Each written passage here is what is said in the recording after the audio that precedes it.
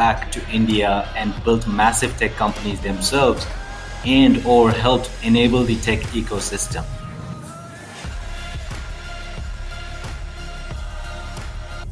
Awesome. I'm excited to have Karan Mohla on 1947 Rise podcast today.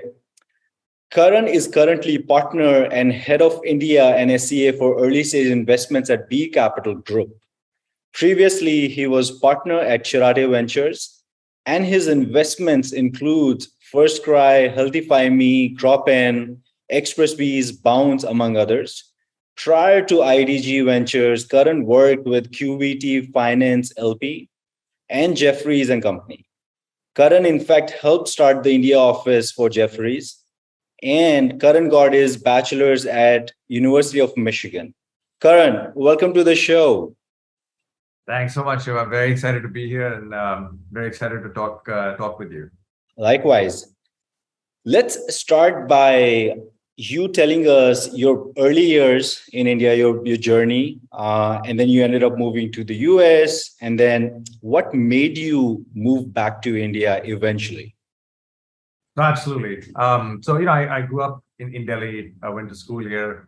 And I was fortunate that I had the opportunity to go to the US for undergrad. The person who I used to look up to a lot at that time was my cousin, who was just starting in investment banking in '99 at a firm called DLJ, which then was the high-flying investment bank, especially in tech. Mm-hmm. And then, although I definitely wasn't smart enough to be an engineer, but tech is something which always excited me. My first internship was with an investment bank at the height of the dot-com bubble. And so really got interested in tech. And it was really between investment banking and consulting. So I said, well, banking sounds more interesting. Got the opportunity to work at Jefferies in Silicon Valley was part of a team of folks who had been doing investment banking for a long time at a firm called Broadview, which Jefferies had just acquired. So I actually got hired by Broadview, but joined Jefferies. It happened very, very interestingly. But the very cool thing was, these were folks who I've respected for the last 20 plus years. Had a phenomenal time working with, again, fortunate enough to work in a small team. So I was really working with another VP and an MD. Mm-hmm. And got the opportunity to work and spend time with founders in Silicon Valley, some of whom are some of the largest companies that we see today. So Google was started around the time I joined. Where I went to the US, where Google went public when I joined Jefferies. So it was very interesting, and I got a first-hand view of how technology, entrepreneurship, venture capital works, because that was the area that Jefferies at that time was really focusing on M&A advisory, capital raising, IPOs, really focused on fast-growing tech companies. And I think that was some of the best years of my life, being in the thick of it. Fortunately, was able to do some pretty marquee deals. And because of the size of the team, was able to do a lot, which I think other teams may not have enabled. And towards the middle of the 2000s, when India Shining, that was a term that used to be there. When that came along, Jefferies really started thinking about opening up an office and building on the franchise that we created globally. Yeah. So I put my hand up. I said, look, going back is something I've always thought about.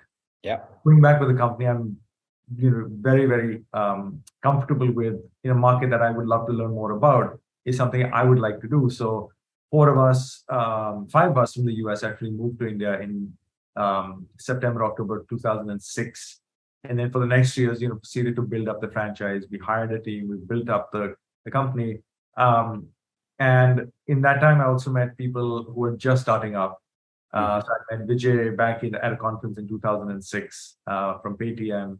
I got to know Deep Kalra a little bit back then. I got to know Alok Mittal, got to know Deepak Chandani. These people had really started to do, build out their companies. Yep. And I was fascinated by that. And I said, well, this could be interesting. Let's keep an eye out on that. Worked at a hedge fund for a bit after Jefferies for 2 years. Realized that while investing was something I really wanted to do, maybe not public market investing, went to INSEAD for a year, stayed close to technology, stayed close to India. came back to India second time because I Yeah. felt, no other opportunity seemed as interesting in 2009, 2010.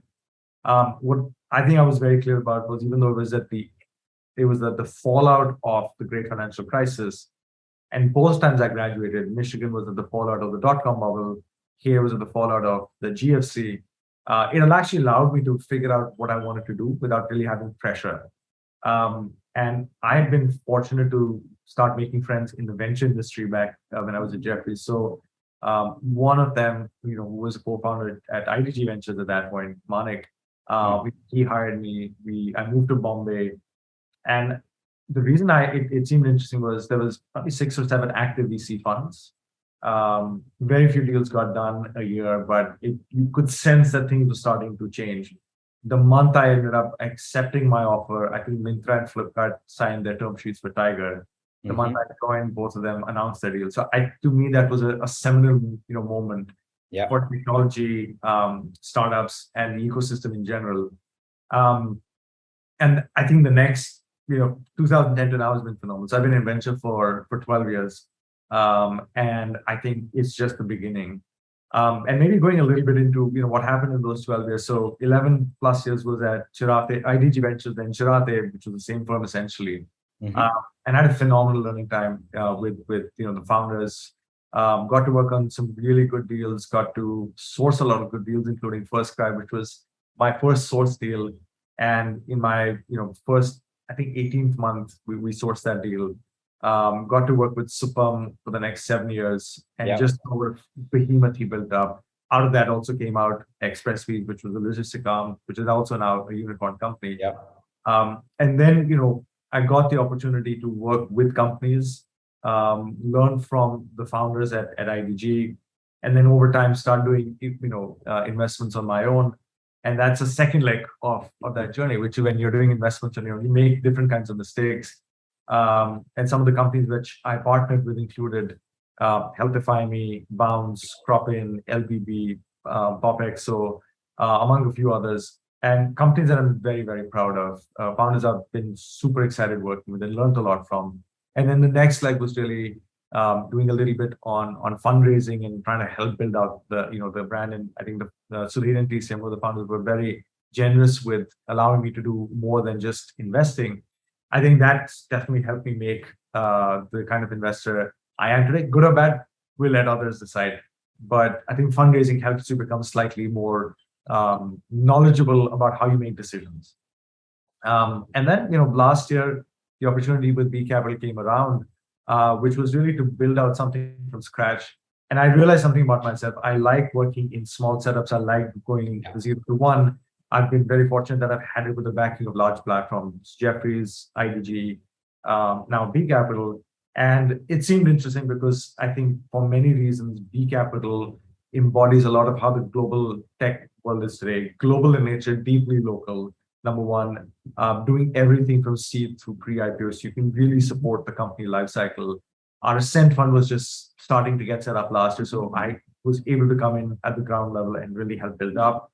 And I felt there was a great opportunity in India and Southeast Asia to build out something which was global first, deeply local, early stage in tech, and the opportunity to work with people like the founders, which is Howard Morgan. He's a legend in the industry. Eduardo Saverin, obviously, Raj Ganguly, and Kabir, Nara, who I've known for a very long time. So just the opportunity to work with world-class people, experienced people, and some of the amazing people that we have at B Capital. So very quickly encapsulating, I think, some of the highlights over the last 20 plus years, I guess. I feel old saying this, but that's kind of how I got here. Man, Karan, you've had a phenomenal career so far, and you've mostly seen it all when it comes to Indian tech ecosystem, and you've gotten great companies under your belt. Would love for you to talk more about the investments in I would say category defining and category leader companies like Xpressbees and FirstCry. What were the learnings from them? And then we'll segue into B Capital. Like what's the thesis around with your investments through B Capital? What kind of sectors you're excited about? and what kind of stages you're coming in. Maybe like these, let's say if me as a founder starting up a company, uh, I want to reach out to Karan, and okay, these are 3, 4 things. If I have them, Karan will reopen the email. Um, that's always the hardest one to answer, but we'll get to that. But if I look at some of the learnings I've had, and again, just very fortunate to have worked with some amazing founders. With Supam, that was it was definitely category creating. We had built out a thesis to look at vertical e-commerce, learning from our experience at Myntra, because we felt there are certain verticals which are deep enough to do that. My colleagues, TCM and Venkatesh, invested in Lenskart, which is another category creating company today. And Piyush is phenomenal. I've had the opportunity to have a separate relationship with him, but just phenomenal there. With Supam, I think we looked at the baby category. We had a thesis. We actually were a little late to his Series A. In fact, the day I spoke to him, he had just gotten the term sheet from Safe at that time. And we felt that this category could be very interesting because it was very difficult. It was ops heavy, had a great element of technology enablement, possibly needed to go offline, but also allowed you to build private labels and private brands over time. And so the kind of founder we thought could succeed, Supam sort of epitomizes it even today. Yeah. Execution excellence every day. And I think we had the opportunity to invest in other companies at the same time, but we said, you know what, we're going to just track him and see how he goes. And then if we have the opportunity to do an investment in the next round, which was very unusual for us to do a Series B, we would prefer to do that. And within 4 or 5 months, my friends at Safe at that time, Mukul Arora, Mukul Singhal reached out, said, look, he's starting to think about maybe the next round, maybe you want to engage with him. Yeah. So I had a chat with him. I looped in Manik. And I think within 3 days, we had a term sheet, which was unheard of at that time, right? So it was, Supam came to meet us in Bombay. The next day, he flew to Bangalore to do an IC with the rest of the folks in Bangalore. One day, we flew to Pune, and we had a term sheet for him. And we had completed everything. I mean, those were some of the most hectic 72 hours I've had, including where my car also broke down. So multiple things happened, which are still very fresh. But I think the experience of working with him, just how he thought about building out the business, what are the pain points? How would he think about solving them? The team that he built, why branding was important at a certain time, but not before. How just ops excellence. He has probably at that time, he probably had the best warehouse facility and, logistics facility in the country because that's what it required. Out of that came out FirstCry. Amitabha was his co-founder. Amitabha is a ninja at ops and execution. Yeah. And we said, look, we need to, Mukul and I and Supam and Amitabha sat, I still remember the board meeting in their older Pune office. We said we need to probably do something around building out our own logistics because it's just may not make sense working with third party. It's be much more expensive. We started with a few vans in Pune and we did a few experiments. We said, let's build it out. And we got a few more third-party clients to say, look, let's utilize the capacity we have. Lenskart was one of the first ones. Snapdeal was one of the first ones. Over time, Paytm and ShopClose also came. So they actually built out a very interesting business. And we said, look, we can continue doing this, or maybe we can just build it as a separate business because there's clear value over here which we're not being able to unlock. That was another learning, how to think about creating value from things which are in front of you, but you may not have. It's not so obvious. Yeah. So that was another, immense learning experience. Then we invested more in Xpressbees. We did unfortunately exit a little bit earlier than we would have liked to. But I think that relationship with Amitabh and Supam has been really category defining in my own mind. And then I think subsequent examples of people like Tushar at HealthifyMe. Really creating a digital-first healthcare platform. He really was the first to do it. And he's created a giant digital-first only platform, which is really a framework for a lot of founders to learn from. I tell every healthcare founder, there are 2 people in the world, in India, that you should take money from, have it as an advisor. One is Tushar, the other is Prashant from 1MG, because he's been a close friend, didn't get to invest in him. But I just see what they've done, and it's just phenomenal. The other person was Vivek from Bounce, and his business model has changed. He's created 3 different categories in the time I've known him and invested with him.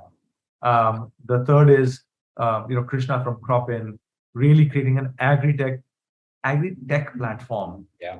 which is global in nature, which infuses AI and machine learning and data science in a way which was not possible 4 5 years back. And then many others, like I mentioned, LBB, very fortunate to work with Suchita and Dhruv. They had a really good outcome with Nika, with PopExo, PopExo and the acquisition with MyGlam, I think really helped create the content to commerce business that MyGlam is today. Many others which are, also there. But I think there's two types of investments very clearly defined. One is category creators, which are most of these companies. Others include companies like Oiriksha, which is doing it for electric rickshaws. Mojo Care, which I've invested in very recently, is doing it for general wellness and specialty situations like sexual care, hair loss, skin loss, etc. I'm sure I'm missing out a few more, and then the others are which are really taking a business model that exists, but layering on top of that technology for either core disruption or enablement. And those are maybe slightly a bit more execution focused, whereas category creators tend to be a good mix of execution, but also leveraging technology in a much more meaningful way. And that's the thing, when you take a step back from India, it's so diverse because you've got companies which are sending rockets to the moon, doing satellite imagery, figuring out what CropIn is doing around crop efficiency. And then you've got completely ops-heavy businesses. Agrostar is an investment that we made at Chiratae, which is so ops-heavy, but they leverage technology, right? So you've got the spectrum of so much across what is possible in India using technology. I love doing both kinds of investments. I don't have a bias. I think the opportunity set keeps expanding as we go along. So I think those have been some of my key learnings from Chiratae, which I've tried to take over here, and that hopefully will reflect in some of the investments we're doing. We've announced one. We've got 3 or 4 more in the pipeline. Nectar.ai was a company that we invested in from Ascent. They just came out of stealth yesterday. Yes, I heard. Shout out to them. Phenomenal founding team from Capillary. And I think it's very, very exciting times, Shiva, to be honest. No, love it. And I did hear about your recent investments in Mojo Care and a lot of these investments, as you said, like you love investing in companies that are, that could be category defining and eventually category leaders later on. And Karan, look, you've been, in the ecosystem since the beginning. I'll try to kind of like summarize it. I would say the first wave from, let's say, 2008 to 2014, when Flipkart happened, was mostly about, can Indian startups find, think of it as a startup. Can India, does it have a product market fit? Can startups be built in India? And then second stage was, 2014 to 2000, I would say 1920, can Indian companies scale? And now would love for you, to give a sense, what's your worldview? What do you see next? What's going to happen? No, look, I think you put it in the great framework. I would say the first wave in 2008 is the right thing, probably till 2012, 13, 14 till about maybe 18 was, the next, where the first one was looking at models that worked outside. And let's see how they work. The second was similar models, but I think maybe India first in terms of their execution, the build out. I feel 17, 18 onwards till COVID, till 2021, was a lot of unique India models. So rather than going into the business model, areas like SaaS, which had been brewing, I think they really came to the forefront. Fintech really came to the forefront. Things like gaming really came into the forefront, which is very different for India compared to most of the rest of the world. What I feel 2021, and this is, look, I think we're going through obviously a period which there is uncertainty, but for me as an investor, every founder up there, I'm like, look, this is really the best time to think about disruption, because disruption for India, from India for the world, I think is the next, 10-year theme. That's so much aligned to how we think at B Capital, right? It's a very global first approach, but with local roots. And so if you look at how things have progressed, I feel starting this vintage, 2022, some of the companies we're seeing are sort of embodiment of this. Yeah. They will really create, a lot of India first models, number one. But two, I think just building for the world from India. And I don't mean just SaaS. I think people have proven that that is a one-way secular trend for the next 20 years. Mhm. SaaS is by far and away one of the strongest trends today. Yeah. But it's also about building consumer products, maybe for emerging markets, but from India first. I think Healthify is a great example. Thank you. I think we were going to say the same thing. I think HealthifyMe did it. They did it in steps, right? It was India first, then Singapore, Malaysia, Indonesia. Mojocare may do it a little bit quicker. We're just hopefully going to be announcing another investment in EdTech, which is already seeing that pull from outside of India. Mhm. And I think that disruption we've not seen yet. It'll happen, in my mind, I think it'll happen in healthcare. Clearly, it'll happen in education. Mhm. It'll happen in some areas of fintech where certain market characteristics are very, very similar to India, Mhm. and they will be more emerging market folks. So, but those are large markets too. And I mentioned education, and I think the other long-term 20, 30-year trend is around climate and sustainability. I mean, that's a global problem, something I'm very passionate about, something which is very close to what B Capital is also thinking through. India's, along with China and the US and part of and EU, is going to be a huge contributor to the solutions that need to be come out, that need to come out. Sorry, Mhm. for climate and sustainability for the next 30 years. We're in 2022. There are goals by 2050. There are goals by 2070. If I'm still around, India would have had to play a huge role in those kinds of, in how we sort of get there. So I think this kind of disruption and leveraging the strengths of India, which is around technology, which is around entrepreneurship, but also creating, I don't want to say low cost solutions. Yeah. They're high quality, they're lower cost, but they're high quality global solutions. We've seen that. I think that's what is the exciting thing about India. And that's what again, very fortunate to meet founders who have this vision today. Yeah. And those are the kinds of people every founder excites me. But I think there are some things which are closer to heart. These few areas are probably some of them. Yeah, yeah. No, I think we clearly see this trend where not just SaaS now, a lot of consumer companies, for example, Healthify, Mojocare, Lenskart, Cars24, and many others. And it, or let me put it this way, Karan, of course, US pioneered it. China came along. China was seeking inspiration from US. And then China came to a point where they started building companies from China for the world. And then India was always there. It was, India was seeking inspiration from US and from China. Now India has come to that, inflection point where Indian companies will go global. And in fact, other emerging markets will seek inspiration from all three, but India will play a massive role. And it seems like it's such a great fit for you and B Capital, which is a global fund. They've been investing in different geographies, and you've seen from the beginning in India, and you can really even help companies in other emerging markets with Indian learnings. So, Karan, what's the sweet spot for you at B Capital when you're investing in a startup? Absolutely. And if I may just preface that, Shiva, because I think some of the points you touch are really incredibly important, right? So Yeah. Again, fortunately, I used to be able to visit China once a quarter for about 3 years, from 2016, 17 through the pandemic, and just saw how that ecosystem came about through Beijing, Shanghai, Hangzhou. And there was a tremendous amount of learning for us as investors, which we were then able to help with our portfolio founders. Yeah.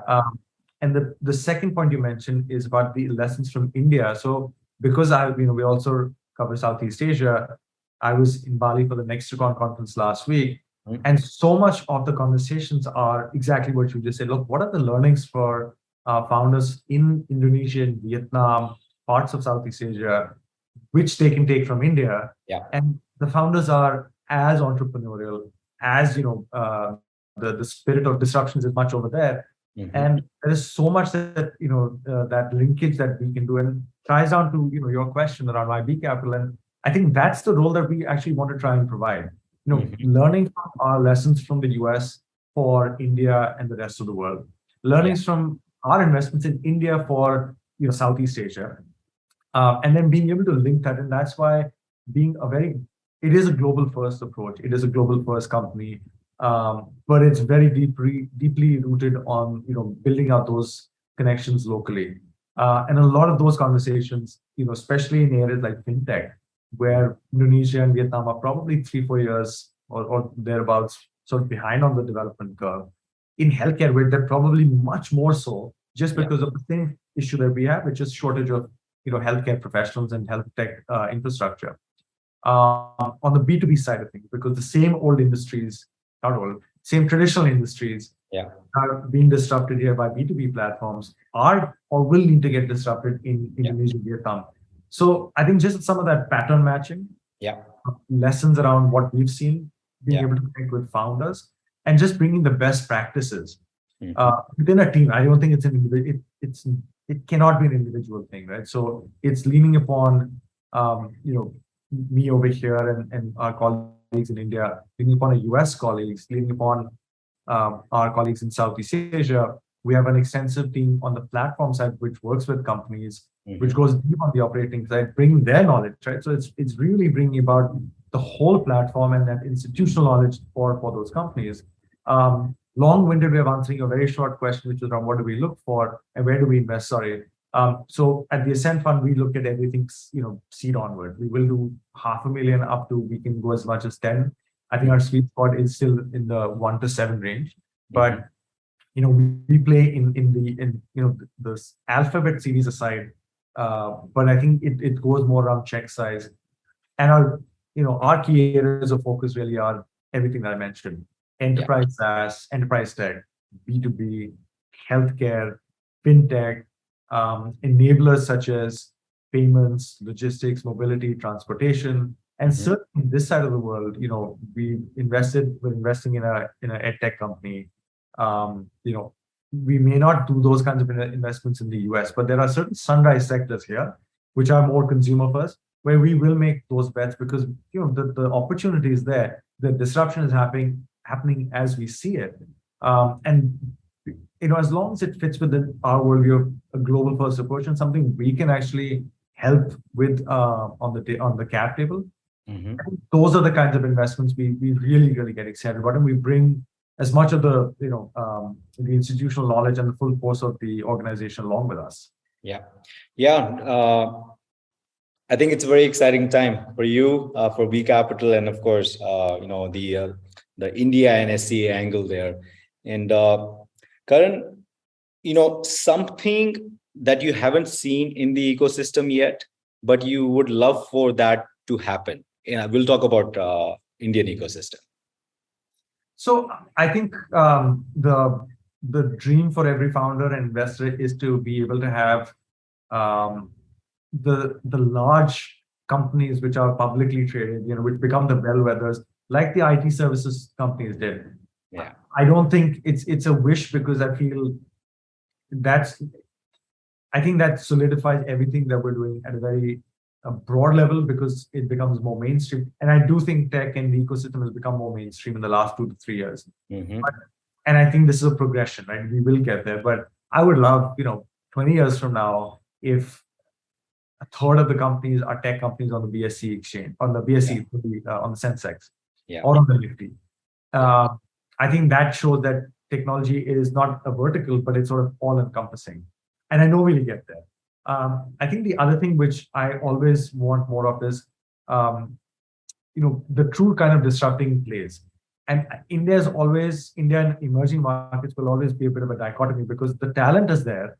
But there are so many basic things that need to also get done. That's why commerce and payments and basic things like that are still getting built out. I'm sure at some point we will have the truly high-tech disruptors, which we're seeing today. But I think having seen them en masse, right? Seeing hundreds of them funded, from India. We've invested in some of those companies in the US, right? From our Ascent Fund. And I'm like, there's some of those founders are Indian. I'm like, I know that talent, that infrastructure is getting created. Would love to see that, because I think that's the next step, right, of the evolution. And Karan, it's been a long journey, and I would say like something that now, you wish you had known it earlier. We'll talk about professionally. Um, I think a few things. Just getting the mix between what you're, as an investor, what are you indexing on more? And I've realized in a market like India today, this may change a few years later. I think being founder first, and this is a cliche, but I think it's a cliche for the reason. But I think being Yeah. founder first will get you in the right places more often than not, because markets will change. Yeah. Yeah, if you're betting on a small market to begin with, it doesn't matter. Then you might as well not invest. But if you're unsure, if you're doing category creation, where the markets are not necessarily there, it's not there for you to see. But then you have to bet on the right founder.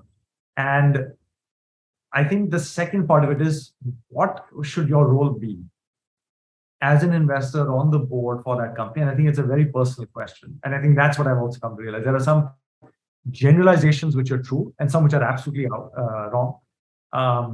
But I think it's about, to me, it comes down to two, three things. One, what can you help actually add value to the founder that he or she does not already have? Yeah. And why? Right? Be honest with yourself. Yeah. What are the networks and access that you can help that founder with?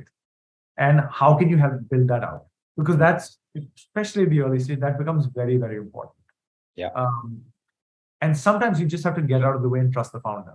And that's hard to do, because you're like, you may have a different point of view, you may know certain things better. But I think going with the journey, with the founder on his or her journey, and then letting them just sometimes getting out of the way, as long as it's not morally wrong or ethically wrong or things like that we're talking about. But generally, I think those are some lessons that come with old age, and hence some hair that you see. But I think those come with experience. And I It's tell a process.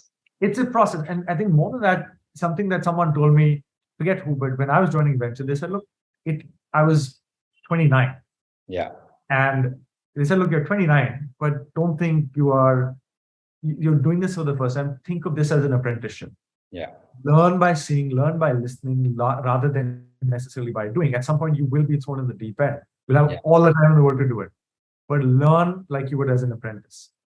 I think anybody who ever, for whatever reason, asks me what would my advice be for venture, I'm like, please just think of it as an apprenticeship, because there are so many things which will just come with time. Yeah. You think you know better, but just do that and reassess each time that happens. Have a feedback loop with yourself. That's the way to become, if not a better investor, but it's slightly more thoughtful in that. Yeah. Yeah. No, absolutely. In fact, one of my friends, his name is Lenny. He runs a very famous product newsletter now, a podcast. So I asked him the same question, and he's like, well, biggest learning or something that I know now is just stay patient. You'll get better / your deal flow will get better over time only. So don't go too hard on yourself.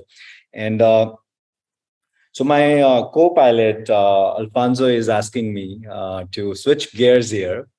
I listen to him, and he gets to ask one question only. But would love to. Karan, what's something that you're super obsessed about currently? It could be personally, it could be professionally.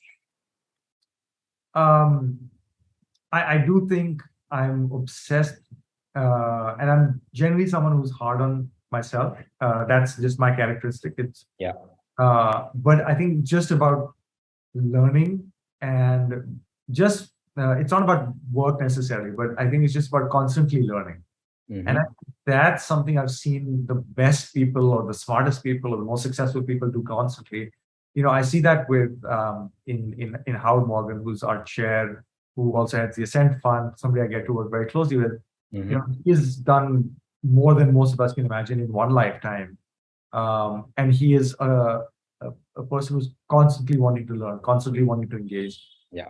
When I see people like him and others I've been fortunate to work with, I think that's one thing I'm definitely obsessed about now. If I call that, and it's not just about work. I think it's just about everything. Like, think of it as something new that you can learn every day, someone that you can learn from every day. I can't say I put it in practice all the time, but I think that's the endeavor. So the obsession is about getting there. Yeah. And I think beyond that, I'd say, while I've always been on the business and finance side of it, I've always been a student of history. I was probably 3 credits short of getting a double major in history. I been able to get that at Michigan at the time.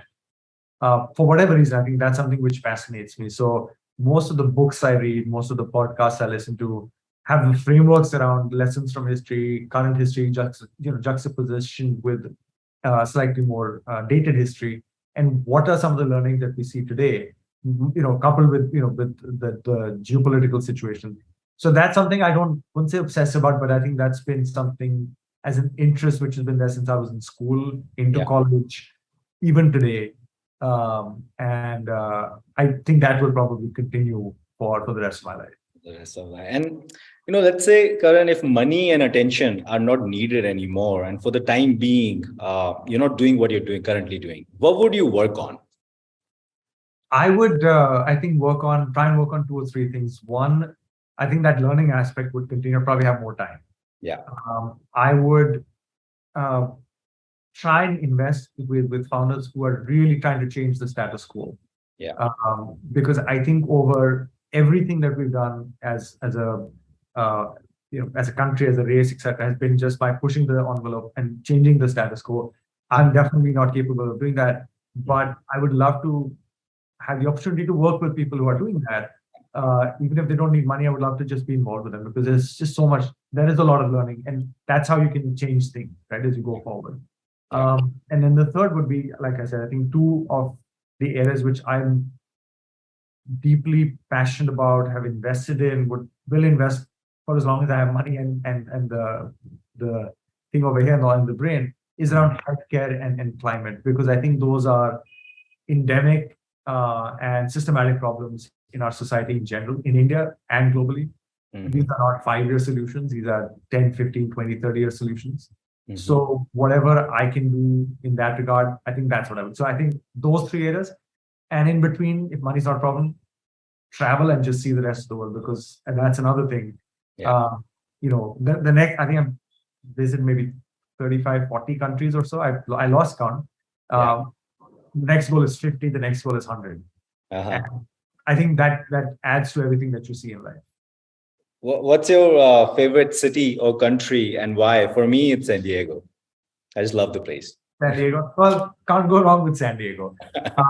I think if money is not a problem, for me, I think I've not visited all of Italy, but again, I've been fortunate to go there a few times. But the parts of Italy that my wife and I have seen, I think that is the area that sort of typifies. So if money and mobility is not a problem, would probably be somewhere in north, around Tuscany, or maybe Florence. If somebody asked me this question, I answered Florence some time back, so I'll probably stick with that.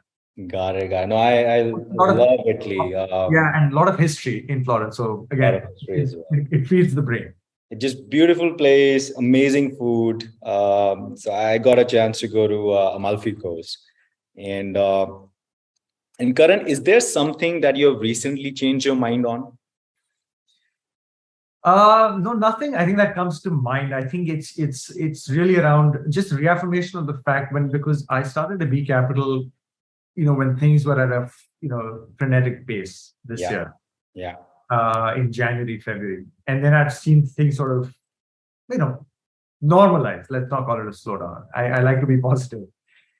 And I think it's just the thing again that, look, these are cycles, and I've seen cycles before. But again, just that, there is obvious risk in the market. There is risk at a micro level. But again, if you see good companies, don't be afraid to go out and invest in them, because some of the best companies that you see are created in times like this.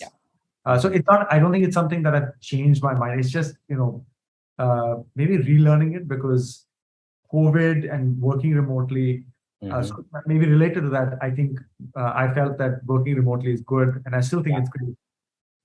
But honestly, just doing it in person and being with people, it's a different, just a different way of doing things, especially in our world. Just the energy you get. And Karan, who are you outside of work? What do your friends know you for? I'm generally, I'm generally more quiet outside of work. Yeah. But I think my the three things that I'm most passionate about, history and sort of learning from that is one. Sports is another. I played competitive sports through college. Mhm. Follow a lot of sports, both global sports and American sports, and obviously cricket very Yeah. closely. And the second is around music, because I think sport and music have been constants in my life. So I learned the sarod for 10 years, learned the tabla, um, have a lifelong wish of learning to play the guitar. But let's see if that happens. But I think sports and music are sort of the two constants in my life, and probably what I read, talk, and discuss most outside of pure work. Yeah. Got it. And who's your favorite cricketer? Tendulkar, without Yeah. it. Yeah. The legend. No, awesome, Karan. I had so much fun chatting with you, and thanks a lot. Really appreciate you for making the time to come on the podcast and really walking us through your journey. And I'm personally very excited about you and B Capital. The opportunity that you together have, and looking forward to the journey ahead. No, thank you. And just maybe on in addition to the last question you asked on favorite cricketer, I think my favorite athlete or sports person was Kobe Bryant. And the one book I had next to my thing is Mama Mentality, and I think that also typifies what founders go through. Yeah. What just having that perseverance and the long term patience. Yeah. So it's always a great reminder to me, and it sort of typifies what our ecosystem thing does. But just wanted to add that. But I think more than that, Shiva, thank you so much for having me. It's been an absolute pleasure, and just really enjoyed the conversation.